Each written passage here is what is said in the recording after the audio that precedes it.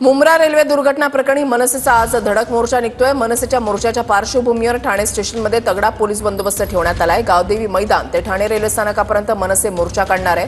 मनसेचा रेल्वे प्रशासनाच्या विरोधात ठाण्यामध्ये धडक मोर्चा निघतोय। अविनाश जाधवांसह ठाणेकर आणि रेल्वे प्रवासी या मोर्चामध्ये सहभागी होणार आहेत।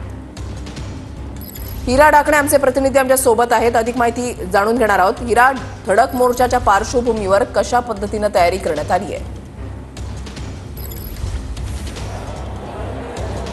नक्कीच वृषाली, आता मी ठाण्यातील प्लॅटफॉर्म क्रमांक 1 वरती थोड्याच वेळामध्ये मनसेचा धडक मोर्चा असणार त्या पार्श्वभूमीवरती या ठिकाणी मोठा तगडा बंदोबस्त तैनात करण्यात आलेला आहे। जवळपास 100 पेक्षा अधिक कर्मचारी या ठिकाणी तैनात करण्यात आले। त्याचसोबतच बॅरिकेड सुद्धा या ठिकाणी आणण्यात आलेले, जेणेकरून मनसे हे आक्रमक होत असते। त्या पार्श्वभूमीवरती पोलिसांचा मोठा तगडा बंदोबस्त या ठिकाणी तैनात करण्यात आले।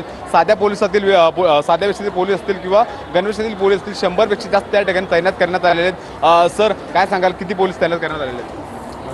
साधारण 15 अधिकारी आणि एक 150 पोलीस अंमलदार बंदोबस्त ठेवले प्रिकॉशन। काय आक्रमक होऊ शकतं का, काय माहिती मिळाली? तसं तर काय नाही, त्यांचं निवेदन देणार आहे रेल्वेला, रेल्वे विभागाला निवेदन देणार आहेत।